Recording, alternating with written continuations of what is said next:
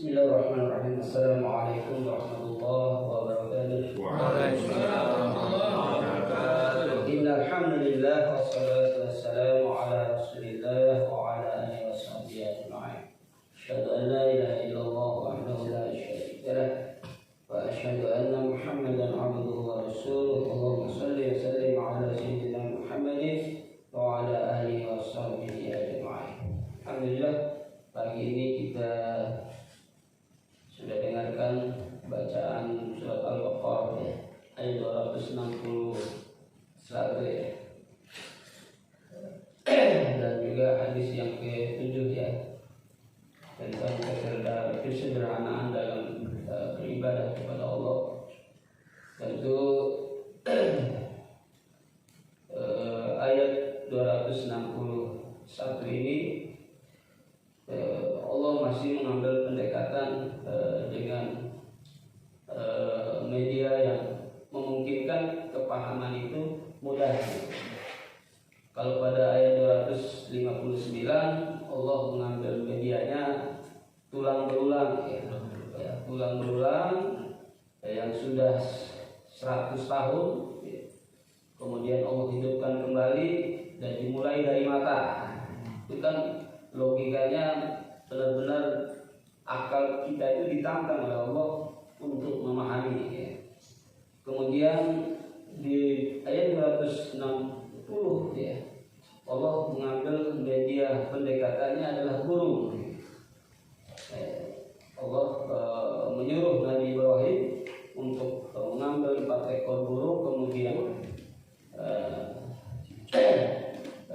dicincang ya, fasuruhunna ya, dicincang burung itu dijadikan beberapa bagian kecil, kemudian diaduk ya, dijadikan satu, baru dibagi 4 lagi, ditaruh di 4 posisi gunung yang jauh, yang menggambarkan bahwa sekalipun bagian tubuh itu berserakan di mana-mana, Allah kuasa menghidupkannya. Bahkan pada saat dipanggil oleh Nabi Ibrahim, ya bulu-bulu, daging-daging, tulang-tulang yang tadi dihancurkan, dia bahkan dijadikan satu, itu mendatangi ya. Saya ya'tiyan hunna syar'an ya. Dengan masing-masing bagian itu mengambil posisi ya. Luar biasa bagaimana akal kita bisa menggambarkan itu. Dan sekarang kita di ayat 261 ini Allah mengambil media kalamat ya. Jadi menggambarkan masalul ladzina yunfiqu ya, amwalahum fi sabilillah ya. Nah, di fi sabilillah ya. Jadi Allah mengambil perumpamaan bagi orang-orang yang mengeluarkan hartanya ya, fi sabilillah ya, kamatsali habbatin ya. Laksana tumbuhan fi kulli sumbulatin mi'at habbah ya, kamatsali habbatin ya. Matsalul ladzina yunfiquna amwalahum fi sabilillahi kamatsali habbatin ambatat sab'a sanabila ya. Jadi Allah menggambarkan bahwa kita memberikan harta kita di jalan Allah itu ibarat kita menanam satu benih ya. Kalau benih yang melahirkan 7 benih berikutnya atau 7 batang ya. Padi lah ya. Yang lebih mudah itu padi. Kalau pohon kelapa kan 1 batang ya. Jadi kalau kita menanam padi ya, jagung pun nggak banyak ya. Tapi artinya kan kalau kita menanam satu biji itu melahirkan 7 tangkai ya. Dan masing-masing tangkai itu terdapat 100 benih berikutnya. 100 benih berikutnya. Ya artinya kan dari 1 kemudian tumbuh menjadi 7 batang, 7 bagian, kemudian dari masing-masing itu terdapat 1 lagi 100 benih lagi. Dan indahnya di ayat ini, wallahu yudha'ifu liman yasha. Bahkan Allah melipat gandakan lebih dari itu kepada siapa yang dikehendaki. Artinya kalau 100 benih itu juga ditanam lagi kan gitu ya. Ditanam lagi bayangkan berapa banyak kan begitu. Kenapa? Karena disitulah keistimewaan bagaimana Allah menggambarkan hamba-hambanya yang mau bersedekah di jalan Allah. Itu luar biasa ya. Luar biasa. Ini gambaran yang memungkinkan semangat untuk berlomba untuk bersedekah itu benar-benar diberikan sebuah pendekatan pikiran kita untuk jangan pernah menunda untuk bersedekah, jangan pernah pelit dalam kehidupan sehari-hari, jangan pernah berpikir tidak dalam hal kita berbagi kepada orang yang sangat membutuhkan. Nah, ini kan sebenarnya sebuah dorongan yang motivasi yang luar biasa bahwa di dalam harta kita itu ya terdapat hak-haknya orang-orang fakir, orang-orang miskin. Ya. Bahkan kalau kita lihat ya dalam kisah dalam sirah sahabat atau sirahnya Nabi dikabarkan sampai pada saat ada orang yang meminta-minta istri Rasulullah cuma hanya ada beberapa potong roti di rumahnya.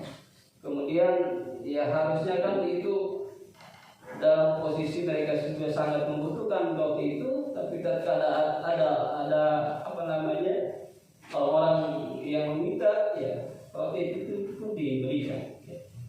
Kemudian Sayyidina Abu Bakar pada saat hijrah, pada saat perang, bahkan dia memberikan semua hartanya. Coba bayangkan. Sampai ditanya oleh Rasulullah, apa yang ditinggalkan untuk keluargamu? Jadi Abu Bakar menjawab, saya sudah tinggalkan keluarga saya kepada Allah. Saya sudah titipkannya kepada Allah. Sehingga lahirlah batasan kalau bisa harus disisakan sepertiganya. Kalaupun kita memberikan semua harta itu harus disisakan sepertiganya untuk keluarga. Ya, artinya kalau kita lihat dari cerita ini betapa dorongan sedekah yang Allah gambarkan dalam Quran itu membuat para sahabat itu ya tatkala diminta untuk sesuatu, apalagi tidak diminta tetapi dia tahu bahwa ini ada keperluan untuk berjihad fi sabilillah, mereka berlomba-lomba memberikan itu. Jangan sampai kebaliknya gitu, berlomba-lomba ngumpetin gitu. Nah, makanya kan kenapa Islam itu melarang penimbunan ya? Misalnya dalam situasi paceklik, ya. Orang butuh beras, dia timbun beras. Ya. Orang lagi butuh air, dia tutup keran airnya, dia tutup sumurnya, dia tutup kebunnya supaya tidak diambil airnya. Nah, ini dilarang dalam Islam. Ya, artinya betapa sampai sekarang pun kita mendengarkan kisah di mana Abdurrahman bin Auf itu sahabat yang kita kenal sekarang ini, ada kebunnya ya, di Madinah itu yang airnya itu dia beli sumur itu dari Yahudi. Sumurnya dari Yahudi dan sampai sekarang sumur itu masih terus mengeluarkan air dan dinikmati oleh kaum muslimin. Ya, pada masanya ya Yahudi ini itu pelit itu, tidak mau menjual airnya, bahkan orang didata sedemikian ketatnya oleh dia sehingga oleh sahabat ini dibeli sumurnya dan diserahkan kepada kaum muslim. Luar biasa. Nah, ini kan artinya kan sebuah semangat bersedekah yang Allah gambarkan dalam Quran ini ibarat kita menanam satu buih ya. Kemudian lahir 7 tangkainya ya. Dan setiap tangkai itu melahirkan 100 buih. Artinya kan kalau kita bersedekah itu minimal, kalau di ayat yang lain minimal 10 gitu. Sampai dengan 700. Tapi ingat bahwa ayat ini ditutup wallahu yudha'ifu liman yasha. Allah melipat gandakan lebih dari 700 kepada siapa yang dikehendaki. Sama dengan orang yang sabar, innama yuwaffas sabiruna ajrahum bighairi hisab. Orang-orang yang sabar itu Allah beri ganjaran kepada mereka bighairi hisab. Tidak lagi pakai alat hitung. Artinya kan suka-suka Allah gitu memberikannya kepada siapa yang dinilai sabarnya itu benar-benar karena Allah gitu. Ya kan sedekah juga banyak macamnya gitu. Ya, kembali bahwa sedekah yang digambarkan dalam ayat ini adalah fi sabilillah. Yang niatnya karena Allah gitu. Nah kan ada juga orang yang sedekah supaya dapat suara. Nah ini gimana nih sedekah supaya dapat suara gitu. Nah ini tantangan nih buat yang mau jadi pejabat misalnya. Saat dia membangun masjid, ya ini khusus buat kampung ini, tapi di hatinya ada keinginan gitu bahwa supaya masyarakat di sini pokoknya seterusnya melihat dia lah gitu. Ada sampai cerita dia ambil kembali itu ada kasus itu saya lihat di seminggu yang dulu ya, dia sumbang karpet di masjid ya. Suara cuma ada puluhan di situ, bahkan diharapkan kan jamaahnya luar biasa di masjid ya. Kemudian dia yang mungkin itu tadi kurang ikhlas, bukan murni karena Allah, akhirnya diambil lagi lah gitu. Ya, artinya hal-hal semacam itu harusnya tidak perlu terjadi. Kalau segala sesuatunya itu diniatkan karena Allah Subhanahu wa Ta'ala. Apalagi kita seperti membangun sekolah ini luar biasa, membangun tempat pendidikan luar biasa, membangun tempat panti asuhan luar biasa. Bayangkan betapa orang membangun panti asuhan saja. Dia sudah lihat karena Allah bahwa mudah-mudahan dengan bangunan ini istilahnya benar-benar anak yatim piatu, orang-orang fuqara, orang masakin bisa dihimpun di dalam panti asuhan ini sehingga mereka mendapatkan kehidupan pendidikan yang baik. Itu kan luar biasa ya. Bayangkan bahwa kalau sampai ada satu orang masuk ke panti asuhan itu kemudian dia belajar Quran, dia bisa mengenal kehidupan ini bagaimana harus dijalankan dengan baik, bagaimana menjadi anak yang soleh dan solehah. Kemudian anak yang soleh dan solehahnya yang bisa baca Quran ini kemudian dia punya keluarga lagi. Setelah menikah dia punya anak. Anaknya pun diajarkan dengan ilmu yang didapatkan dari panti asuhan. Jadi tidak hanya sekedar bangunannya yang punya nilai ibadah, tapi segala aktivitas yang memang diperuntukkan untuk fisabilillah, untuk supaya manusia atau orang-orang yang ada di panti itu benar-benar mendekatkan diri atau memahami ilmu yang mengenalkan kepada Allah, maka akan terus berkembang luar biasa. Makanya kan gambarannya 1 menjadi 7 tangkai, kemudian menjadi 700 benih lagi, dan terus saja berkembang seperti itu, luar biasa. Sampai di dalam surat Al-Munafiqun itu ayat 10 digambarkan oleh Allah bahwa orang-orang yang meninggal nanti dia menyesal gitu. Setelah dia melihat betapa besarnya pahala orang bersedekah artinya kan di dalam alam barzakh itu sudah diperlihatkan bagaimana sih nilai-nilai sedekah yang dia lakukan, nilai-nilai kebaikan yang dia atau bahkan ada di yaumul mahsyar nanti ataupun di dalam yaumul hisab nanti juga akan mereka diperlihatkan bagaimana nilai-nilai sedekah itu. Sehingga dia meminta kepada Allah, ya Allah, kalau sekiranya saya ditangguhkan kematian ini dan saya dihidupkan kembali di dunia, saya akan bersedekah di jalan Allah. Akan saya berikan apapun untuk di jalan Allah. Bayangkan, sudah meninggal menyesal, tapi menyesalnya ingin bersedekah, bukan sholat, bukan puasa, tapi sedekah. biasa. Bahkan tadi dikatakan ada seorang sahabat yang menyiapkan onta yang sudah dicocok hidungnya, maksudnya onta yang nurut jinak gitu ya. Jinak diberikan untuk keperluan fisabilillah. Sehingga digambarkan oleh Rasulullah nanti di akhirat dia akan datang bersama 100 ontanya. Subhanallah. Bagaimana itu? 700 ontanya. Satu onta jinak, kemudian di akhirat dia akan diberikan kendaraan yang jumlahnya sampai 700 ekor. Ya, artinya apalagi kalau yang kurban sapi gede-gedean boleh, kecil-kecilan jangan juga gitu. Kalau memotong hewan ya cari yang gemuk, yang mahal kalau bisa gitu. Karena itu Allah akan ganti di akhirat nanti. Bahkan ada dalam riwayatnya itu saat di Siratul Mustaqim ya, yang dikatakan jembatannya itu digambarkan juga dalam beberapa hadis walaupun dipertentangkan. Besarnya sirat ini rambut di bawah 7.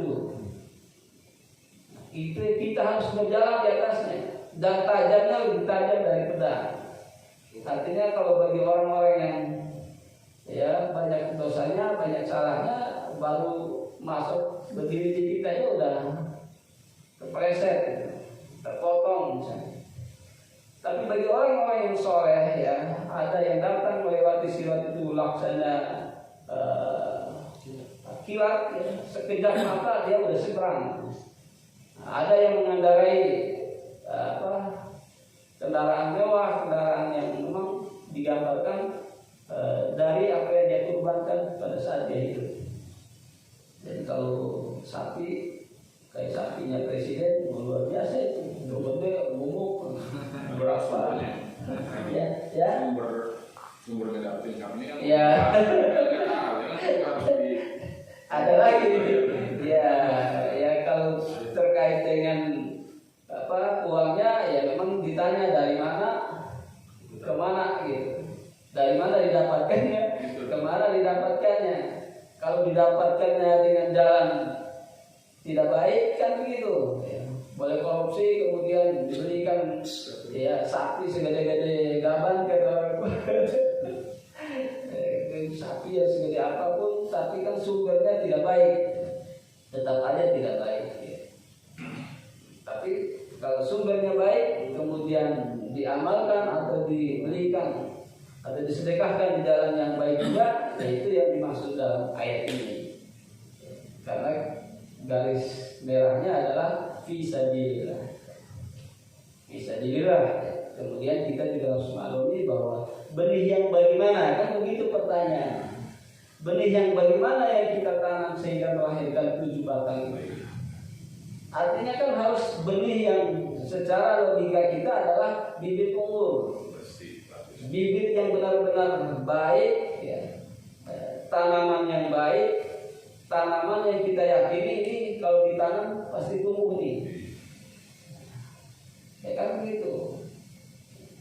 Ya, artinya sesuatu yang tadi dikatakan bahwa sumbernya baik, halal, kemudian kita juga benar-benar meniatkan karena Allah. Nah ini penting buat kita ya, bahwa semangat itu luar biasa. Tapi kalau semangat untuk sebuah kesalahan, ya itu juga harus jangan dulu kan begitu. Nah maksudnya harus kita benar-benar lihat. Cara kita bersedekah ini boleh memilih mana yang menurut akal kita memiliki potensi jariahnya. Nah ini idza mata ibnu Adam inqata'a 'amaluhu illa bi thalathi. Sadaqatun jariyah, ilmu yang tafa'u bihi, waladun shalihah yad'u lahu. Jadi pertama yang digambarkan dalam hadis ini dari tiga amalan yang terus mengalir itu adalah sedekah jariyah. Sedekah jariyah, sedekah yang memiliki nilai terus menerus. Pemanfaatannya bahkan sampai yaumil kiamah masih ada. Bayangkan, kayak bangun masjid, kalau tidak diroboh, jarang masjid itu roboh. Bahkan kena tsunami pun nggak tersentuh air kan begitu. Ya artinya kan jauh melampaui generasi dan keturunan kita. Makanya penting nih, jangan sampai kita lewatin masjid, gara-gara ditaruh di drone di tengah jalan, kita kesal gitu. Bukannya ngasih, malah kesal aja adanya. Sial nih, ganggu-ganggu orang jalan nih gitu. Betul dia mengganggu, tapi ya ada nilai ibadah di situ. Betul itu sebenarnya tidak bagus ya bagi kita umat Islam yang mayoritas di Indonesia untuk bangun masjid aja harus yang halangin orang jalan kan gitu. Tapi kalau tidak begitu, kapan jadinya di masjid? Nah persoalannya kenapa sampai masjid aja dibangun, kemudian di sekitaran masjid itu adalah lingkungannya kaum muslimin, harus minta-minta, padahal kan sudah tahu bahwa minta itu tidak baik. Nah artinya kan ada persoalan di hati orang-orang yang ada di sekitar masjid. Harusnya pada saat peletakan batu pertama itu orang semua berlomba-lomba gitu. Saya semennya, saya batunya, saya atapnya, saya jendelanya, harus begitu. Saya doanya gitu. Ya saya doanya. Ya betul. Artinya kan berlomba ya kaum muslimin, orang-orang yang soleh di sekitar masjid itu untuk memberikan hartanya. Apalagi dia punya tanah 1 hektar misalnya, nilai tanah di Tangerang 1 hektar berapa miliar gitu. Buat bangun masjid taruhlah, gak usah 1 hektarnya 1000 meter aja, jual buat beliau bangun masjid, selesai, gak perlu repotin orang di jalan. Betul. Jadi yang bersedekah itu insya Allah tetap dapat pahalanya. Nah kemudian panitia dengan segala ijtihadnya ya kalaupun salah kan dapat 1 pahalanya.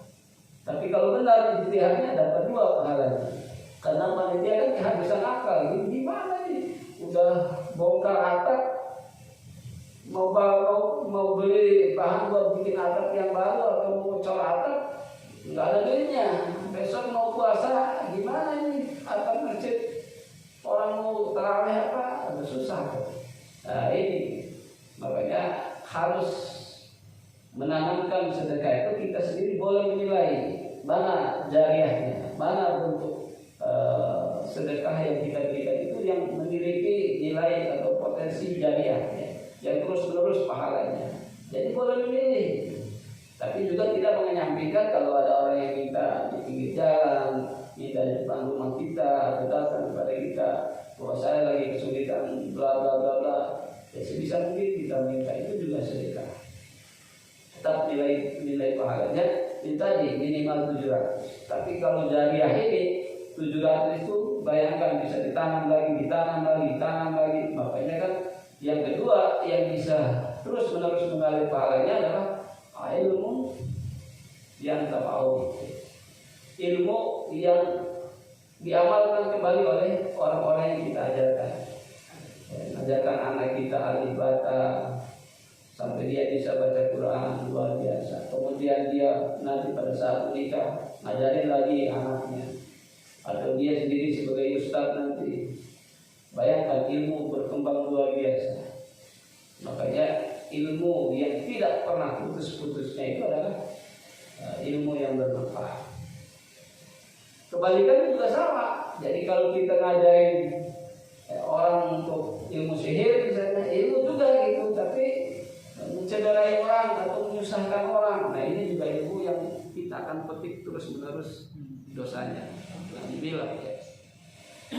Kemudian tentang hadis kesederhanaan dalam beribadah digambarkan dalam hadis ini bahwa Rasulullah tatkala menjadi imam itu tidak juga terlalu lama, tidak juga terlalu pendek ya. Sedang-sedang saja. Ya, sedang-sedang saja artinya ya, kalau saat kita jadi imam boleh baca Yasin, tapi ya ambil beberapa ayat saja. Ya, jangan juga Yasin sampai ya 80 ayat berikutnya. Ya kasihan jemaahnya. Kemudian juga jangan terlalu pendek itu. Kasihan yang mau sholat subuh. Sholat subuh baca qul huwallah berapa detik? Berapa menit? Sementara di rumah orang baru bangun, ya sudah dengar azan, baru bangun, mungkin dia harus ada hadas besar, harus mandi dulu sebentar. Kan kasihan dia sampai tidak ketinggalan berjamaah karena kita imamnya terlalu singkat bacaannya. Makanya imam juga harus bijak gitu. Pada saat mimpin sholat subuh itu utamakan ayat pertamanya itu yang agak panjang gitu. Sehingga memungkinkan jamaah yang tadinya masih ada keperluan sebentar, dia masih bisa ya walaupun tinggal datang sudah merukuk gitu. Nah ini harus bijak gitu. Artinya kan ya panjang boleh membaca ayatnya yang sedikit panjang. Kalau surat Al-Ma'un ya dibelah dua lah kalau ukuran kita gitu ya. An-Nazi'at juga dibelah dua, separuhan aja. Ayat pertama separuh, ayat kedua sampai selesai. Tapi kalau jamaahnya orang-orang yang sudah benar-benar dilihat orang rajin ibadah semua, ya boleh aja satu surat itu Al-Ma'un sampai selesai boleh. Karena jamaahnya orang-orang yang sudah terlatih berdiri lama gitu. Tapi kalau jamaahnya masih umum ya kita tahu bahwa ada keperluan dan sebagainya itu ya dibelah 3 atau dibelah 2 boleh ayat ini. Baca Yasin ya 5 ayat aja pertama, baru 5 ayat keduanya di rakaat kedua. Itu lebih mudah. Nah, kenapa pentingnya agak lama di ayat pertama di dalam sholat subuh itu tadi supaya memberi ruang buat jamaah yang masih berlari-lari untuk cepat bisa mendapatkan rakaat pertama karena kesempurnaan pahalanya lebih besar. Itu artinya seperti itu. Artinya sholat subuh itu usahakan jangan terlalu singkat juga gitu. Jangan sholat subuh bacanya ulhu atau surat-surat yang sangat pendek. Tapi usahakan kalaupun pendek surat yang keduanya, surat pertamanya rakaat pertamanya harus yang panjang. Itu tadi kita jangan pelit juga gitu. Karena kadang-kadang ada juga jamaah yang ngedumel baru juga wudu udah rakaat pertama, udah malu dia. Ya datang udah mau tahasahud akhir saya baru muncul di musola, udah sholat di rumah aja. Ada juga seperti itu. Gitu. Itu yang disalahkan. Ya itu kita sebagai pengurus musola atau masjid atau imam harus bijak di situ. Ya salah. Ya jangan terlalu buru-buru juga gitu. Baru azan baru sebentar selesai dalam format aja. Jangan mengukur diri sendiri ya. Mengukur juga jamaah kita yang lain yang ingin berjamaah di masjid. Itu penting secara psikologisnya harus dipahami oleh kita. Makanya kan boleh lihat di Masjidil Haram itu sudah mendekati mau terbit matahari, ya, kira-kira 30 menit sebelum terbit matahari baru sholat subuh. Karena kan sekitaran Masjidil Haram kan luas jalannya. Apalagi kalau yang nginapnya di hotel yang jalan kakinya 10 sampai 15 menit. Nah kalau azan subuh udah langsung sebentar. Ya 10 menit berikutnya atau 5 menit berikutnya langsung sholat subuh. Nah itu kasihan, nggak keburu mereka dapat. Makanya kan diakhirkan waktunya. Nah itu bijaknya di situ memberi ruang karena harapannya supaya semua jemaah yang jauh pun yang dekat pun bisa sholat subuh berjamaah. Tapi yang lebih penting buat kita di sini adalah jangan terlalu singkat, jangan juga terlalu lama. Yang sedang-sedang saja. Ya seperti itu. Tapi gini Pak Haji, ya, silakan. Saya menanggapi Pak Haji, yang untuk masalah waktu ya. Ya kan itu sudah ada ketentuannya kan dari ya kayak sholat subuh dari jam 4:03 sampai dengan nah itu kan terbit matahari ya kan mereka juga kan harus menyadari wah sholat subuh nih kalau ini ya kalau memang dia sengaja ini kan kita jadi nggak perlu lagi berpikiran wah harus nunggu atau gimana. Iya. Betul, dalam posisi yang normatif seperti itu. kadang kita sholat tahajud ya, kalau sholat tahajud itu 2:30, kemudian ada yang melaksanakan sholat 11 rakaat, itu sudah 1 jam lebih ya, untuk sholat tahajud saja. Artinya kan dia sudah bangun di jam 2 sampai dengan dia tidur sholat tahajudnya 3:4 atau 3:30. Nah, Rasul biasanya tidur miring sebelah kanan, kemudian tangannya ini dijadikan bantal supaya tidak kepulasan banget. Tapi kan ukuran kita tidak bisa seperti itu gitu. Ngambil selimut, ngambil bantal, tidur lagi. Harapannya ya tetap dia berniat untuk dengar azan langsung bangun langsung wudu lagi gitu. Ya kadang-kadang kepulasan gitu. Dengar betul dia bangun tuh sudah dibangunkan oleh azan gitu. Ada juga yang sudah dibangunkan oleh komar, kan dia buru-buru tuh, bangun kaget, duduk. Nah, itu diperlukan ya 5 sampai 10 menit untuk siap-siap, kemudian mau datang ke masjid sudah hampir selesai sholat. Karena yang dibaca ya At-Takatsur sama An-Nas kan bisa begitu, singkat. Nah, itu kasihan juga. Nah, artinya betul secara normatifnya begitu, umumnya begitu, tapi kondisi kan tidak semua seperti itu. Tidak semua seperti itu. Ya ada juga yang kakek-kakek, nenek-nenek, dia kan juga bangunnya juga ya udah tidak seperti kita gitu ya. Nah, itu juga harus diperhitungkan oleh kita. Makanya kan normalnya di Indonesia ini dikasih jeda dan itu sampai 10 atau 15 menit. Berapa? 15 menit. Ya 15 menit. Ya artinya ukuran yang dilogikakan oleh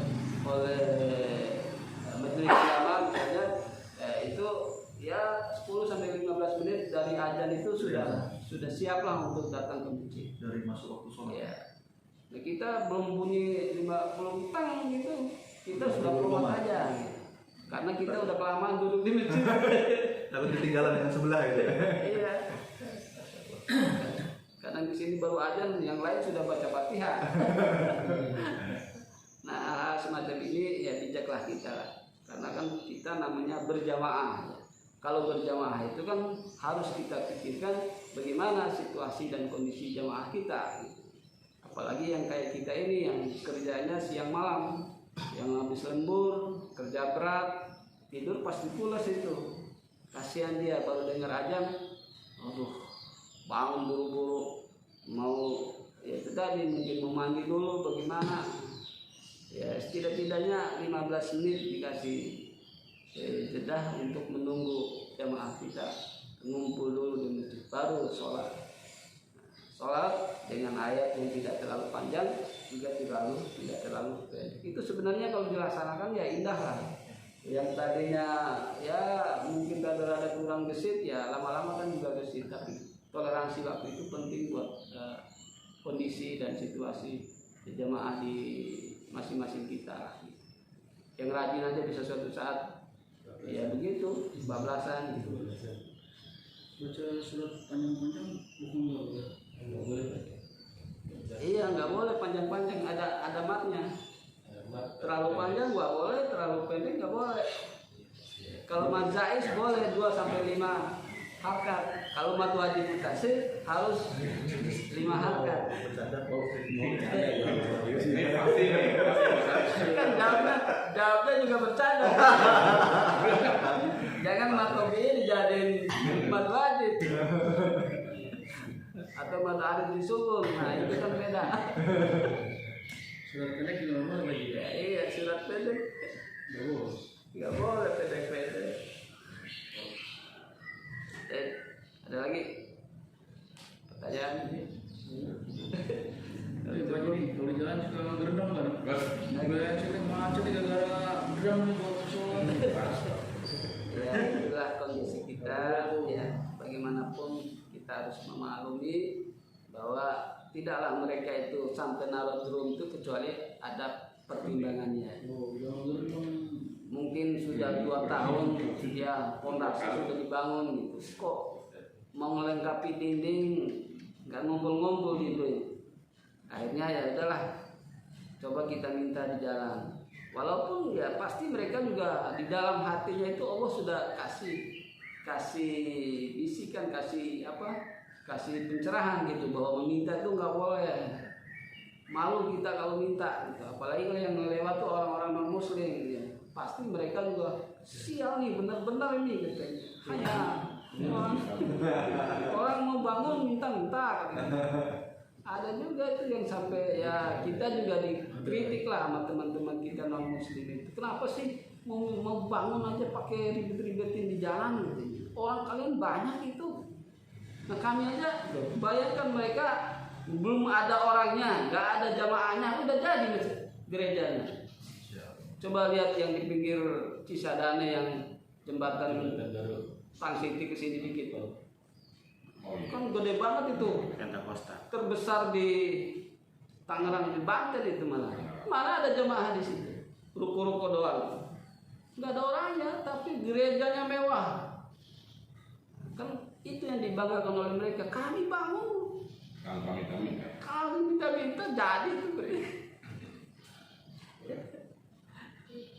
saya sih jawab aja, iya lu bang, karena keluar bangun juga boleh dapat dari hantu kan itu.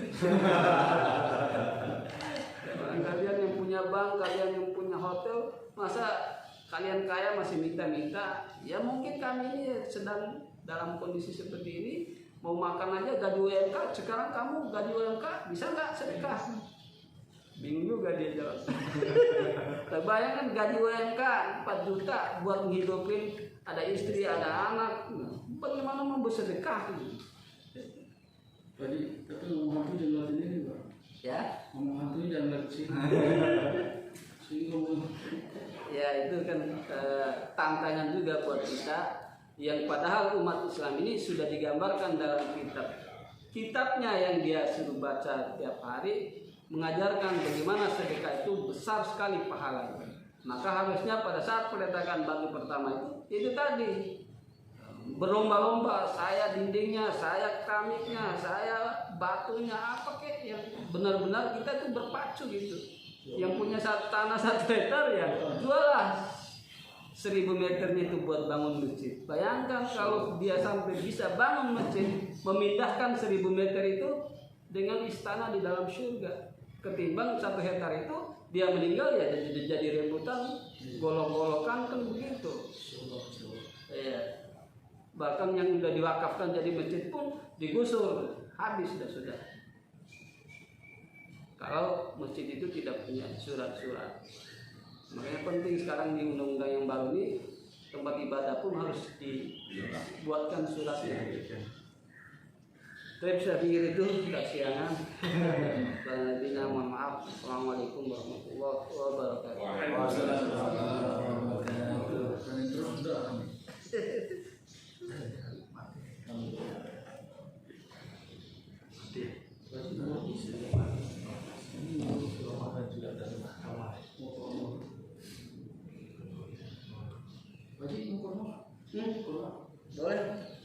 Boleh aja. Ini nggak doa ya.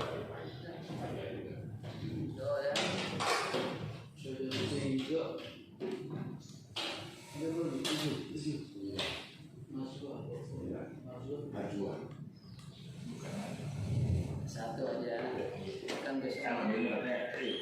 Oh iya janji siapa yang? Ya satu lagi. Terima kasih Pak Haji Abu Bakar atas pencerahannya, penjelasannya begitu mudah untuk kita pahami. Mudah-mudahan kita bisa bisa mengamalkannya. Amin. Baik, kita tutup kajian pada pagi hari ini dengan doa kafaratul majelis. Subhanallahumma wa bihamdika asyhadu an la ilaha illa anta astaghfiruka wa atubu ilaik. Wabillahi taufiq wal hidayah. Wassalamualaikum warahmatullahi wabarakatuh. Waalaikumsalam.